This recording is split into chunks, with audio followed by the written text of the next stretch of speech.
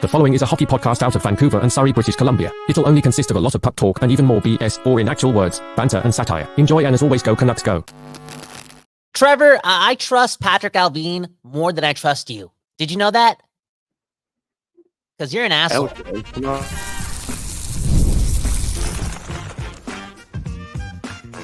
You're Locked On Canucks, your daily podcast on the Vancouver Canucks. Part of the Locked On Podcast Network, your team every day. This just in, it's all rigged. It's all scripted. And guess what? The script has been leaked for the 2024-2025 Vancouver Canucks offseason. But are you happy? Let's break it down next year on Locked On Canucks. Welcome to another episode. I'm Trevor Beggs, co-host of Locked On Canucks, also a Canucks writer since 2013, currently with Daily Hive Vancouver. Before we dive into today's episode, we got to thank you for tuning in to Locked On Canucks, because guess what? It is your Canucks every damn day, even when the games aren't being played until October at this point. Don't matter. Kyle and I got your back. Also, gotta let you know before the episode that today's episode is brought to you by FanDuel. Make every moment more. Right now, new customers get $150 in bonus bets with any winning $5 bet. That's $150 with any winning $5 bet. Go visit FanDuel.com/lockedon to get started. Speaking of getting started, the Vancouver Canucks have not started on their offseason yet, but guess what? It don't matter. It's all script, okay? And the script has been leaked, and we got it for you here on Locked On Canucks. So, hey, don't be mad at us if you don't like the moves, because it's not us, okay? This is just what's going to happen with the Vancouver Canucks this offseason. We're going to get into the depth chart on opening night, all the big moves made by Patrick Allvin. But before we do that, let me introduce my co-host, Kyle. What a big day, man. I don't know how this happened. I opened some good old-fashioned snail mail, and lo and behold, I had the Canucks offseason script right in front of me. Man, oh man, it's because you're plugged up, man. You're a secret spy. Maybe Chris Faber leaked it to you, eh? Hey, one love to Chris Faber. One love to you and you and you and you. And one love to Jacob, man. Look at this comment, okay? Sorry, guys. I haven't been watching. I've been salty. And I feel as if that's been part of the recipe for a lot of Canucks fans, right? They're not ready, to dive into next season or any hockey because of what happened a couple days ago. Speaking of what happened, I got to say this off the top, man. I will be so depressed, so mad, so angry if the Oilers and the Florida Panthers meet in the Stanley Cup Finals. Straight up, because I don't want the Oilers to win. If the Oilers win the Stanley Cup, and again, I'm going to take a shot at Kempner again, okay? Kempner Canucks, right? Am I saying that right? The second best Trev covering the Canucks on YouTube, okay? He used to be the best, but now I'm putting you at the number one spot, Trevor Beggs. This guy says he's cheering for the Oilers or hoping that they win, or like hoping that they win is different than cheering for them, which doesn't make any sense. Bro, if you're a Canucks fan out there, do not cheer for the Oilers. If the Oilers win the Stanley Cup this year, they're keeping Draisaitl. They're keeping McDavid. That means they're going to be really good for a long time still. You know what I'm saying? Do the math. The Oilers have to lose in the Western Conference Finals. Now they're up 1-0. And again, if Florida and Edmonton meet in the finals, we're effed. Okay? Because on the other end of the spectrum, that means Florida would have to beat Edmonton for Edmonton not to win the Stanley Cup. And then it's like, oh my God, how does Florida have a Stanley Cup before us? You get what I'm saying, Trevor? All over the place. Anyways, can we not talk about it? Kyle Bound, Trevor Beggs at the Don't Doze Art Lab. Can we talk about next season? Can we talk about the Stanley Cup winning roster for your Vancouver Canucks in 2025, Beggsy? Please, please, please. You know what? Every offseason of late has felt like the biggest offseason in Canucks history. And, last one was a big one, reshaping the roster after the OEL buyout to position this team to be a contender for the Stanley Cup. Now, this is another pretty bold offseason by Allvin. I think there were some bolder moves that the Canucks management wanted to make in the 2024 offseason. But, hey, lo and behold, this is what they ended up doing. So if you're on YouTube, I'm going to flash up on the screen quick, and then we'll kind of break down some of the big moves. This is the league script I saw, okay? So don't get mad at me. This is just the league script I saw.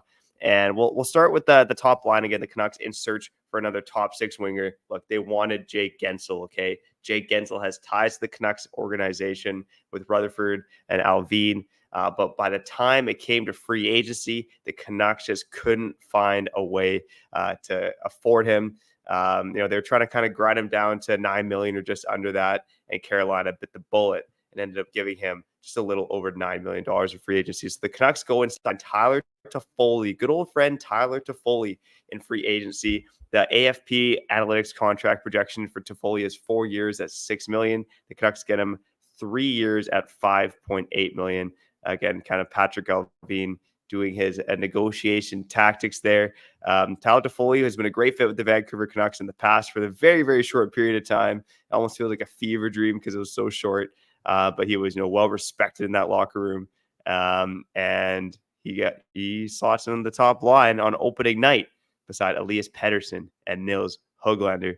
Kyle, how you feeling about that decision to assign Toffoli, not getting Gensel? Was that the guy you wanted, or were you kind of hoping there was a different fit in the top 6 there for your Vancouver Canucks come next season? A different fit. I want a different fit. I think if you're spending that much for Tyler Toffoli, and what's the term again? You got $5.6 million per year for how long? 3 years? 3. Not the worst term. The Canucks need to get faster, man. They need to get faster. I feel as if Tyler Toffoli cannot be target number A and be a target B. That in fairness. Who was target? The Canucks lost out on Gensel, so they ended up signing Toffoli. Wow, dude, come on, man. Why are we losing in the offseason? Why are we losing in the offseason? Trevor, positive vibes, man. You think that's in the script? Come on, man. We gotta win. You gotta make sacrifices somewhere, right? So, if you sign Gensel, it means you have a weaker defense, probably, right? So, again, the cap's got a limited number to it. But that's just what the Canucks were able to swing in free agency. I think if the Canucks, and look at this comment from Ryan, okay? Shout out to Ryan Hernandez, one of the hopeful Canuck fans out there trying to manifest a cup win every day, okay? This guy still believes the Canucks will win the Stanley Cup this season. That's how hopeful this guy is, okay? Y'all see a regression with the Canucks team next year due to so many movements, okay? So I'm not comfortable saying that the Canucks will take a step further if they lose Lindholm and they pretty much replace top 6 talent with Tyler Toffoli. I like Tyler Toffoli. I really do. But I feel like having Brock Besser and Tyler Toffoli in your top 6, I don't want to say it's redundant, but it doesn't add to a glaring hole on this team. And that's with the speed, man. That's with the speed. And I feel like Rutherford and Allvin kind of alluded to that. So I don't see Toffoli being the big acquisition, even if they can't land Gensel. I think this team's going to do whatever it takes to land Gensel, especially if they lose Lindholm. Okay? For real. I'm not going to be happy. I think this team does need to get faster. And yeah, Brock Besser, Tyler Toffoli in your top 6. It looks good, but I don't know if it ultimately makes us a better team. Yeah, and this is the tricky part about the Canucks offseason is, because of the cap, because of how many expired UFAs they have, it's going to be harder on paper for them to be a better team next season. That's just the kind of cold hard truth of it. And to go to Ryan's comment about regression, look, you look at kind of past Canuck teams in general. I think of, after Alain Vigneault won the Jack Adams in 06-07, the Canucks missed the playoffs the following year, right? That has happened in the past in terms of a team taking what looks like a big step forward and then kind of regressing the next year. Look at the New Jersey Devils this season, although kind of goaltending injuries played into that as well. That being said, the Canucks were relatively healthy this year too. So there was a lot that went right for the Canucks this season. So not to be pessimistic about it, but it's hard to win in the NHL at the end of the day. So again, hey, don't get mad at me. It's just the script. It's just I am mad at you. I am mad at you.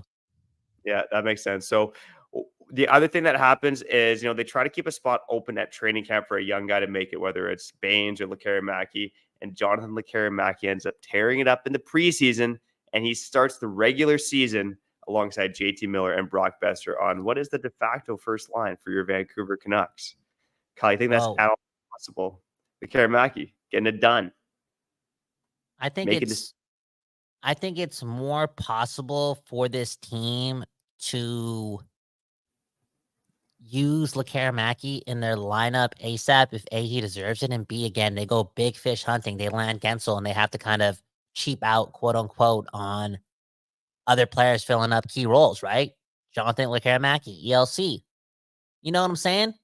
That means a lot for a team that wants to take another step. Again, Allvin, if you missed the press conference yesterday, I would ditch this episode of Locked On Canucks and go watch it right now. For real. Don't worry about the retention. Don't worry about the algorithm. We don't care. We just want you to win. Speaking of winning, I feel as if Allvin started off his press conference by saying this: "You're not going to see a smile from me. The second round is not good enough." You get what I'm saying? And again, it goes back to the whole Gensel point and your whole notion on Toffoli being plan B and blah, blah, blah. I feel as if Alvin's not going to lose this offseason. If he wants Gensel, he's going to get him. And if he gets Gensel, I think that bodes well for a guy like Lekkerimaki because, again, they're going to need cheap talent to play key roles. Yeah, I do wonder because, one thing they mentioned the press conference is they want to get faster, but they also said they want to be big. They want to retain the size. And that's what we've heard from insiders as well. And it's almost impossible to do both, right? Like, is there a world, like, do you think the Canucks can strike that perfect balance of we're going to get speedier, but we're also going to get bigger at the same time? Because I see that as being a pretty tough, if not impossible thing to do. You're going to sacrifice one or the other along the way. Do they want to get bigger? Or do they just want to stay the same size? Like, does that mean keeping Zadorov like you have on this list, Joshua like you have on this list? I mean, yeah, maybe you want every player to be big, but last time I checked, Zach Hyman had about 4 goals against us in the last series, including the game winner.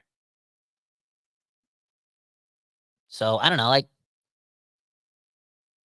again, moving forward with the Canucks, the way Allvin was talking, I just don't see them taking a step back with their talent. If they lose out on Lindholm, they're going to do whatever it takes to get Gensel because the Canucks are also not in a position next year, in my opinion, to go out again and trade another first-round pick and another third-round pick and a prospect to land a star talent. Like this offseason and acquiring that star talent, which is very slim to none when it comes to the list available, is again important for a lot of teams. But I think Alvin's gonna get it done, man. Toffoli, come on, man.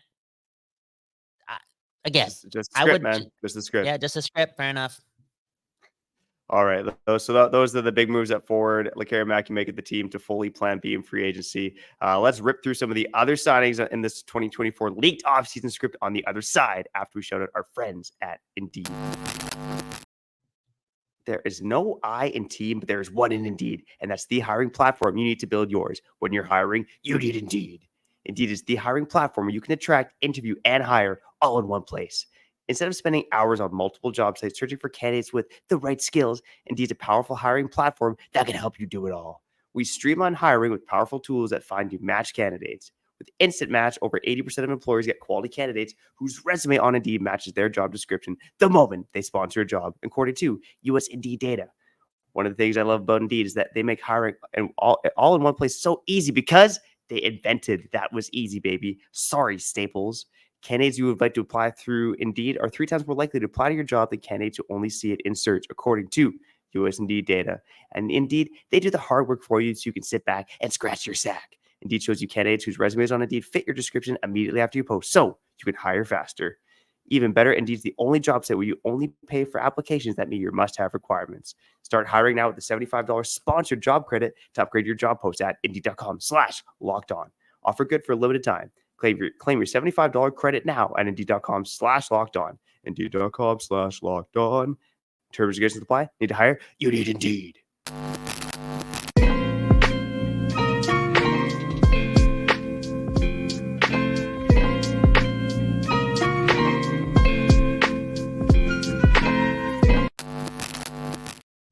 People, we back doing this and leaking one of the scripts available via Trevor's Gmail for your Vancouver Canucks this offseason. And I'm not the biggest fan of this script. I hope there's more scripts down the road. There's going to be a lot of assumption from this point on, for real. The offseason is going to be very fascinating for your Vancouver Canucks, the Filip Hronek thing, the managing of Mikheyev's contract, the preparation for the OEL buyout really hurting us. A lot of things going on here.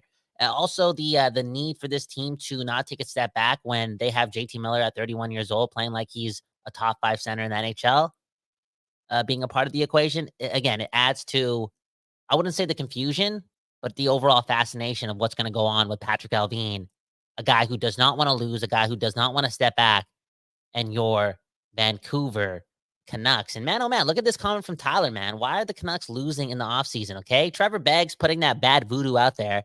For real, this is the same guy when we had a 3-2 series lead against Edmonton said that the Canucks are going to go to Game 7. Man, oh man, what's up with you, bro? Chill out, bro. Hug your kids. Man, oh man. Hey, I'm just I'm a realistic guy, buddy. And here we'll go through the rest of the script here. And in this script, again, it's if the Canucks do land a fish like Gensel, your defense is going to look drastically different, in my opinion. Because Toffoli at 5.8 versus Gensel at probably 9, that's a $3.2 million gap. And so in this script, just to wrap up with the forwards, Dakota Joshua does resign. They grind him down to, I think he could have gotten $4 million plus on the open market, but he signs with the Canucks a 4-year deal at $3.25 million. Teddy Bluger walks. They also ship out Ilya Mikheyev at the draft, get out of his contract, trade him to the Utah Mikheyevs for a 6th-round pick. So Patrick Alvin getting some work done there, even though it sounded like he believed in Mikheyev, right? You heard in the press conference, he said he's never seen a guy work harder than Mikheyev. But at the end of the day, you just can't have a guy who's, again, pretty much a 4th liner on this team making close to $5 million. So thankfully, they do get out from under that contract, a la the Anthony Beauvillier trade. So that opens up some things for them as well. Now, let's go through the defense, because what the Canucks did this offseason is, they made the defense look pretty good, and they retained a lot of guys. And it started with grinding Filip Hronek down, okay? It was a tense negotiation. Filip Hronek, a bit of a testy guy, as we've seen. And, some of the contract projections, if he's going to sign long-term, they're, from AFP Analytics, the projections are around $7.5 million on a long-term deal. It's closer to kind of 6.5 on a short-term deal. So the Canucks end up signing Hronek to a 3-year deal that lines up with the end of the Hughes contract worth $6.75 million per season. Kyle, how do you feel about that deal? I like it. I also enjoy Filip Hronek too. I know, again, he struggled in the second half of the season, and now I feel as if he's public enemy number 1 for a lot of I wouldn't even just say Canucks Twitter, but a lot of like Canucks media, because of his attack, his brutal attack on Jeff Patterson yesterday, for real. But I think some of that attitude and his own charismatic nature is not a bad thing. I think, again, some people saw what he said to J-Pat and connected the dots to why Detroit might have traded him. But I'm kind of looking at it like, I kind of like some of that attitude, man, for real. And I feel as if this locker room, this core, this leadership group can kind of, quote unquote, maybe not tame that, but control it and use it towards their advantage. Okay. Again, that attitude, that fierce nature, him being a good hockey player. You saw a guy that's always in the scrums, right? He's just a mad hockey player. You need that in the playoffs. All in all, keep Filip Hronek, and at 3 years, less than $7 million, that's a must, because he does not deserve more than $7 million. Let's be honest.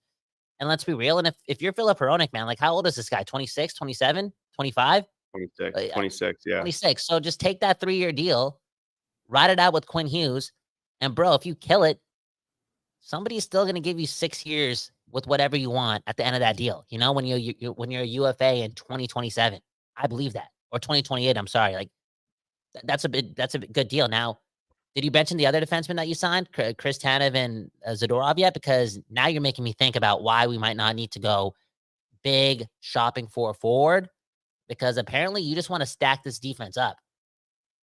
Well, again, this is what happened in the 2024 Canucks offseason, according to the script, okay? So, again, when the Canucks figured that they couldn't land Gensel, they went in on making this defense as good as it can be. And that started with signing Chris Tanev, okay? Chris Tanev right now is having a hell of a postseason run. Okay, he's going against the top competition every night. His expected goals per 60 is like less than a goal per 60 minutes. He's just been an unreal rock out there. So, for those who worry about Chris Tanev's injury history and regression, look, as long as this guy stays healthy, which he's been relatively healthy for the past 4 seasons outside of Vancouver, aside from taking a shot in the freaking face, this guy's going to be a good defenseman for a couple more seasons. So the Canucks sign him a 3-year deal worth $5 million. Look, I think Tanev could have fetched 5.5, maybe even 6 on the open market. Even though he is 34 years old, he is one of the best defensive defensemen in the NHL. And much like Toffoli, he is adored in that locker room, even more so than Toffoli, right? Uncle Chris, the father figure in that dressing room. And so Hronek probably doesn't end up playing with you. So he's going to have to earn his stripes on a second pairing, which I think is not a bad thing.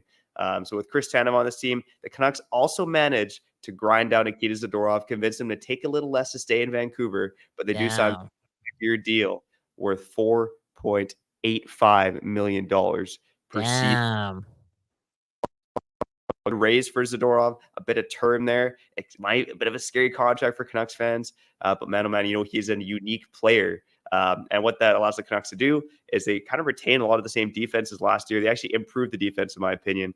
Tyler Myers, again, contract projections for him are $3+ million in the open market. He signed in Vancouver 2 years, $2.15 million, taking a bit of a discount after, kind of ripping the Canucks off over the past 5 years for the most part. So the defense on opening night looks like Hughes, Tanev on the first pairing, Zadorov, Hronek on the second pairing, Susie Myers on the third pairing, Noah Juulsen remains your seventh defenseman. That's the offseason script that I got. Whether it's true, whether it's not true, who knows? I like to think it's true. I'd like to see Gensel on this roster, but let's maybe talk about it a bit more as we wrap up the show here, Kyle, because I think that is one of the big things for the Canucks offseason. It's star power is important. You want stars on your team, but if you do sign Gensel, what are you giving up here? Because this Canucks roster works. Again, with 21 players on this roster, they have $1.585 million in cap space, a little bit of space to play with. That included not getting Gensel. That included trading Mikheyev, which, hey, maybe it'll happen, maybe it won't happen.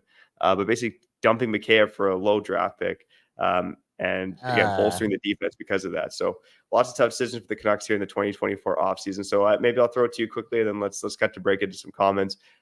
Would you be your preference in the offseason? Would you rather have Gensel if it means you're probably gonna have a weaker defense, or would you rather kind of go what the Canucks did last season and have a deeper team overall, even if it means lacking some of that star power at the top of the lineup? Good question. I think there's room here for the Vancouver Canucks on this projected roster that, again, was found in Trevor's spam folder, courtesy of Chris Faber. I don't know.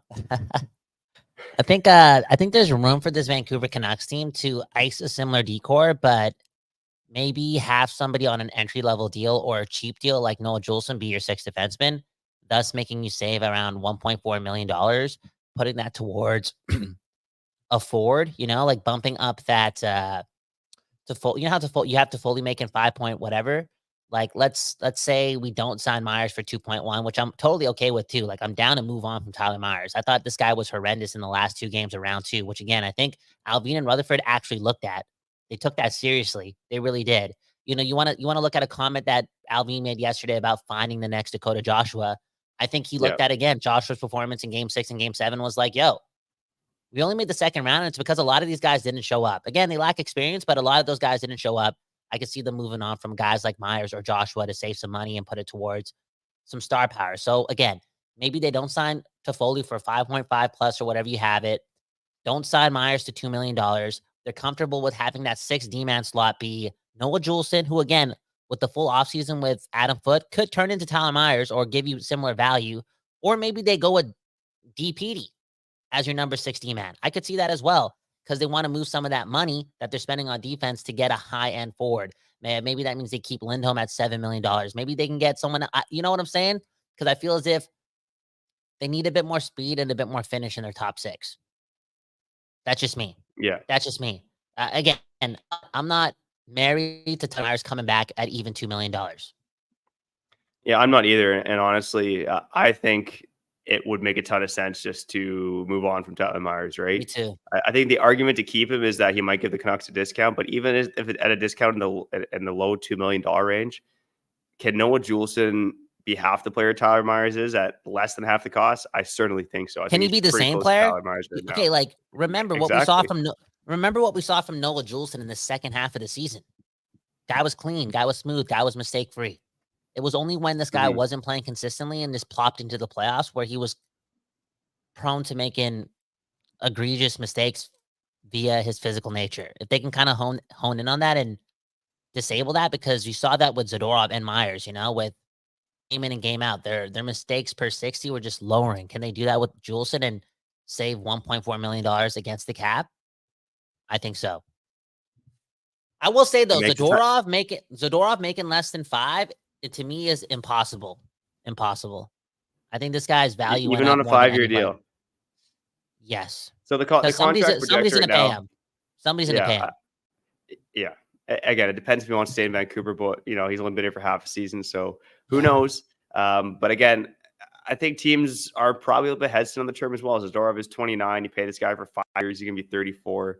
Although I think there's an argument that some of these bigger defensemen do age a bit more gracefully than maybe some of the smaller, speedy players. So we'll see how it goes in the Vancouver Canucks 2024 offseason. Let's get to some comments on the other side. But before we do that, let's shout out our friends over at FanDuel. It's a winner-take-all time in the NBA and NHL, and FanDuel's giving you a shot to bring home a big win of your own. Right now, new customers get $150 in bonus bets with any winning $5 bet. That's $150 to bet on spreads, money lines, player props, and more. Visit FanDuel.com/lockedon and make every playoff shot count. You know what, Kyle? I've got the Stanley Cup final odds in front of me right now. The Florida Panthers after winning Game 1, plus 160 to win the Cup. The Edmonton Oilers after winning Game 1, plus 190 to win the Cup. Beggsy, they are your two favorites right now. What's up, buddy? Do you think I'm too sensitive when I get choked up about Florida winning a cup before us? Because they've been in the league for like 25 plus years now, it feels like. But you know what I'm saying? Like, damn, bro, really? No. Florida winning a Stanley Cup before the great city of Vancouver? No, I thought about was it the Stanley Cup named after Stanley Park? You know what I'm saying? Come on, man. No, I thought about this morning too. Honestly, I think for most Canuck fans and not just me, I think the only team that you're somewhat happy with them winning the Cup is the Dallas Stars because of Chris Tanev. But like the Rangers, I mean, like we're not old enough for 94, but like it's still part of Canucks lore. You don't really want to see the Rangers win. I definitely don't want to see Edmonton win, and I agree. I don't want that sad sack Florida franchise to win either. So the only team I'm marginally okay with winning is the Dallas Stars. This guy went in on Florida's fan base. It's changed. Florida's fan base is different though. Like it's different over the last couple of years. Let's be real. Because they're winning. Wait until they're a wild card team again. There'll be 10 people in the stands. Holy dude. Anyways, if you want to bet on Florida, you can, but I won't like you for it. If you're going to do it, make sure you do it on FanDuel. They are America's #1 sportsbook. Oh, is the advertisement done? I'm just emotional because of this whole Florida thing, man. Honestly, man. We were so damn close.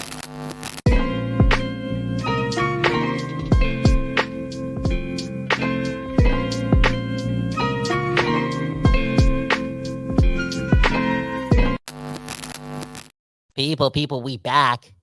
Beggsy Bhawan. And we back spreading lies? Because what did I just say on that ad break? We were so damn close. No, we weren't. Second round of the playoffs is... It doesn't give you enough power to say the Vancouver Canucks were so damn close. That's not good enough.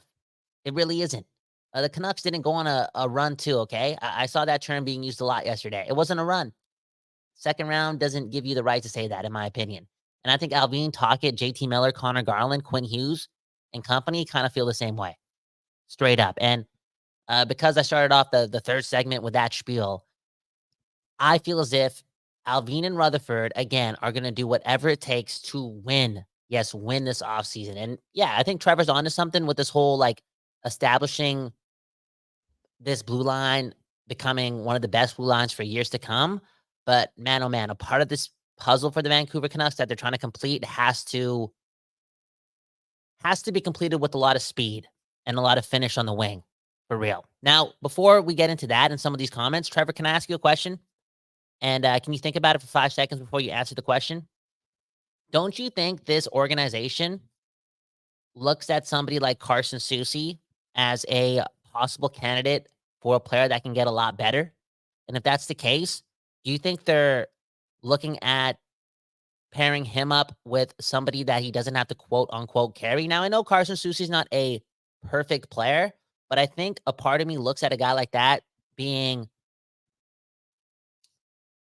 I wouldn't say used more, but being lifted or being brought to another level if they can find somebody else other than Myers to play with them. Because I think there's some untapped potential there. Yeah, I think they signed Soucy to that deal hoping that he could turn into a top 4 defenseman, and therefore he'd be playing on a bit of a sweetheart deal. I know I kind of throw that turn around a couple times, but if he's able to do that, I think that bodes well for the Canucks. Really bodes well for the Canucks, and it would allow you to feel better about potentially losing Zadorov. You could replace him with someone cheaper who could be kind of your third pair left shot defenseman. You know, if you're looking for kind of big physical guys, like there's, Brandon Dillon's the guy that comes to mind, Surrey's own. And maybe, who knows, maybe there's a Surrey's only third pair next year of Brandon Dillon and Noah Juleson. Not the most slick puck movers out there, but that would be a cheaper, interesting pairing for me if I'm a fan of the Vancouver Canucks. So I do think the potential's there for Carson Soucy to get better for sure. And obviously he played well this season, despite the fact that he missed a ton of time with injuries. There was not a lot of flow to his season at all. There's not a lot of flow there. And again, I've been pretty hard on Tyler Myers for his performance in Game 6 and Game 7 against the Oilers. If I'm doing that, I got to be just as hard on Carson Soucy. Not the perfect player. And we did see that in Game 6 and Game 7 against the Oilers. But there seems to be this leadership quality about him, this professionalism about him. And again, the way he plays, if he can find a way to be consistent for like 80 plus games with the style of play that he has, I feel as if he can be top 4 quality playing on your bottom pair. Like there's a bit of Chris Tanev in him, in my opinion. Anyways, let's get to the comments, okay? For real. One love to you and you and you and you. We got to get going here on this Friday episode of Locked On Canucks. Callum Sandu with this good comment, okay? No Gensel, all right? Go through analytics and get somebody who's a lot younger / a lot bigger. Let us know in the comments below. Would you rather have Elias Lindholm or Jake Gensel? Because I think that's a good question to ask, man. Yeah, I think it's Jake Gensel, and I don't think Alvina Rutherford would hesitate to say Jake Gensel. I mean, what did they say was the biggest priority this offseason? They said top 6 winger. They didn't say a third line center who's probably a second line center. And remember what they said too, right? There was that little break in the little press conference where I feel as if they already talked about the question, right? Like, do we need to be 3 centers deep? Like we saw that this year. They're talking about it. I think it's a strength. I really think it's a powerful strength, especially if one of those guys isn't going in the playoffs. You can kind of just still be elite down the middle. That being said, they're definitely asking that question for real. Look at this comment right here, okay? Truth-seeking Canadian, okay? Trey Demko, great goalie, but 2 seasons in a row, he's had a lot of injuries. In my opinion, they're nowhere close to trading Demko. They understand that for the next 2 years, they may have one of the best contracts in the NHL. There's too much value there. You're not going to get the same amount of value in return. And I'll say this too. Archer said it in his media availability. The dude's looking forward to learning a lot from Demko. And there's a recipe right in front of us where Archer Shilovs can turn into an elite goaltender over the next 2 years, playing a lot of games, but also, again, learning from Thatcher Demko. Yeah, I mean, I tend to agree with you, Kyle, although I do think it's a debate. And I think in this Canucks offseason, we will dive into the whole, like, should the Canucks trade Demko idea. That's episode worthy here on Locked On Canucks here in the offseason. And look at this comment from Ryan Hernandez, okay? This guy really wants Patrick Kane. He really does. Canucks should sign Patrick Kane. I don't know if he's interested in coming to Canada to play. That being said, it would be kind of cool to add to his legacy, especially with this whole Chicago relationship too, and the Vancouver Canucks way back when. But I don't see it happening. I don't see it happening at all, man. Right? There's no chance that Patrick can't. Yeah, it's just as a Canucks fan, no. To me, that hurts. That hurts too much. I'm not down. It would be scar different. Tissue, man. Look at this Are you comment. guys start playing Chelsea Dagger or what? Well, actually, let's go to this comment right here, okay? This is from Eluthosaurus, okay? Gensel is 30 years old. Why do people want to give this guy huge money in term for another 30-year-old winger? I guess, I'm gonna 2-part this one then. If they sign Jake Gensel to a big deal, is that the end of Brock Besser being a Canuck past 2025? Because they're gonna run into a similar thing. I don't think so. I don't think so, because I think you want to add not another top 6 winger, not add another top 6 winger and then lose one the next season. Yeah, well, lose one after next season when Brock Besser is a UFA. Because then you're gonna have like Miller, Gensel, and Besser sign long term. An all-American line right there, man. There you go. But it's interesting, right? Because if you sign Gensel or whichever top 6 winger they target, if you start looking at the next offseason, now all of a sudden you have Höglander and Besser, who theoretically are your top 2 right wingers who are going to be up for new contract extensions next offseason. So, okay, let's end on this note. Okay, for real. Look at this comment from Jacob Cozy. He's saying Jake Gensel for sure. let's connect the dots. You want to talk about education. You want to talk about leadership. You want to talk about paving the way. We just did the whole thing with Demko to Shilovs, right? You need to keep Demko in the fold because he's damn good. He's a great goaltender. He's a great leader too. I feel it. He's a favorite in that room. He's elite. He's making $5+ million, best contract in the NHL. What if they sign Gensel and a guy like Niels Höglander can learn from him? You know what I'm saying? Boom, bam. And we actually did an episode about that too back in January. Shout out to the everydayers. They probably know that, but we theorized about Höglander maybe becoming the next Jake Gensel. But, if that's going to happen, it's got to come from a strong playoffs. And Höglander, unfortunately, did not have a strong playoffs. Hey, maybe next year, though. Maybe next year. Rick Tocchet also did do, again, one of the dumbest things ever I've seen from coaching, and that's demote Niels Höglander after he scored a goal in Game 6 so he can get Mikheyev in the top line with Miller and Pettersson. I'm not going to say that's why we lost the game, but again, this trust in Ilya Mikheyev is something else. Now, that being said, what did Alvin say, right? He doesn't blame Ilya Mikheyev for being a top 6 forward or being leaned on to be that guy. He blames himself for not getting another guy to give Tocchet some more options. Anyways, we'll talk more about this offseason coming up. Again, we're living in the world of assumption. I do want to end on this note again. Screw the Oilers, man. Screw the Oilers. Respect to them for beating us because, again, it's year one of the rivalry. I don't hate them too much. But man, oh man, screw the Oilers. This whole Canada's team notion is absolute BS. You do not want the Oilers to win if you're a Canucks fan. If they win, the potential of them becoming a dynasty is a possibility, okay? It really is. It really is. Because guys like Draisaitl and McDavid will stay there. And historically speaking, those guys are two of the best 10 players in the last 30 years, okay? For real. You don't want the Oilers to win. And I walked by a bar. I don't know what the bar is called. I think it's called like Red Ticket or Red Goal or somewhere in Vancouver yesterday. And bro, they had a sign outside their bar saying, "Go Oilers, go." Downtown Vancouver. That's an absolute joke, an absolute disgrace. And you're not even in touch with the market. You really aren't. Absolute BS, man. Screw the Oilers. Yeah, I agree with you. The Edmonton Oilers to that bar in Vancouver. Unbelievable stuff. But you know who I'm not throwing the finger to? Sorry, go ahead, Kyle. No, sorry. There's some people in the comments saying that they hope that Pius Suter stays. He signed for 2 years. Well, signed for one more year. Don't worry. He's not going anywhere. Yeah.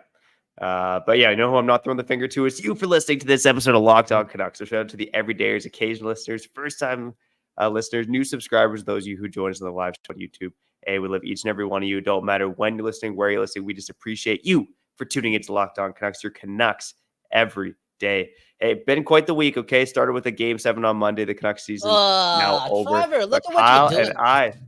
What? That's just what happened. Why you gotta end the episode on that note, dude? Looking forward to next year. You just brought it all the way back to Monday, dude. It's been a hell of a week, man. But next week's a new week, and Kyle and I might be here every day unless we beef. Maybe we'll beef on the show starting on Monday. Man. I hate you, man. Here at Locked On Canucks. I hate you too, buddy. You're the biggest asshole I know, man. You're a bigger asshole than Filip Hronek.